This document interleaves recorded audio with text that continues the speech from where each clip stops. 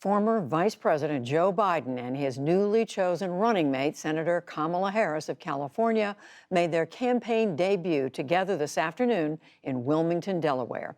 They offered a unified vision for how they plan to defeat President Trump in November's election. Lisa Desjardins begins our coverage. For the first time, the 2020 Democratic ticket appeared together, if on a socially distant stage.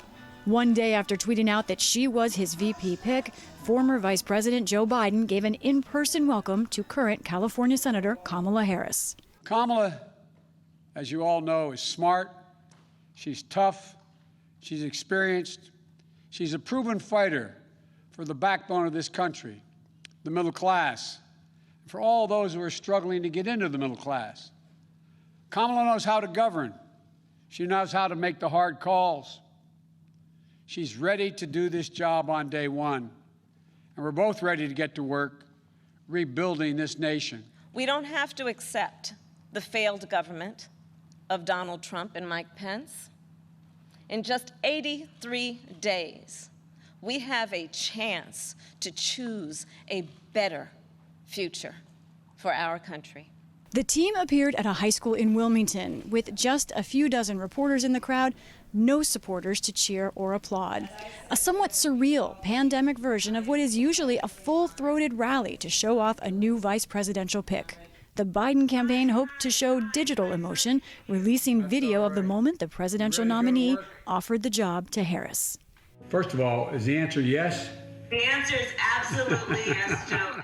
Harris's candidacy is a moment of many firsts. She's the first Black woman and first Asian American vice presidential nominee on a major party ticket.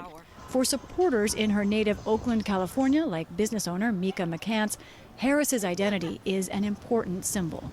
As an African American woman, we're used to being a target. It's not going to be anything new for Kamala. I'm pretty confident that she can handle it. Supporters like resident John Davis say it's her experience that has best prepared Harris for the job. I know Joe Biden mentioned, he was going to pick a woman as his vice president, but I think she's really the best candidate either way, not just because she's a woman. Scott Schaefer of KQED covered Harris's time as district attorney and later as California Attorney General.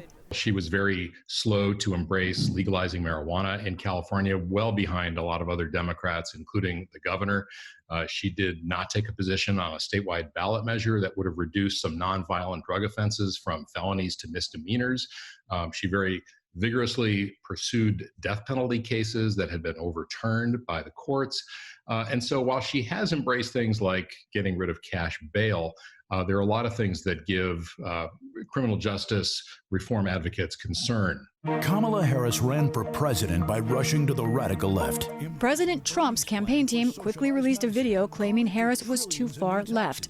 And on Twitter, Mr. Trump said Harris did not pose a threat to his reelection, saying she started strong in the Democratic primaries and finished weak, fleeing the race with almost zero support.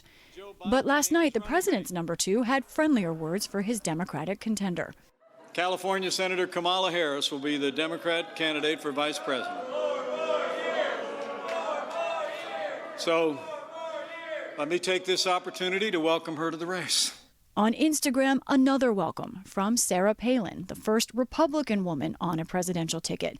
She wrote to the new VP nominee that the experience will be the most amazing view in your life, along with some counsel, writing, "Don't get muzzled and have fun." Some advice on day one for the Biden-Harris team. Like American voters, they face an intense 83 days until the election. For the PBS NewsHour, I'm Lisa Desjardins.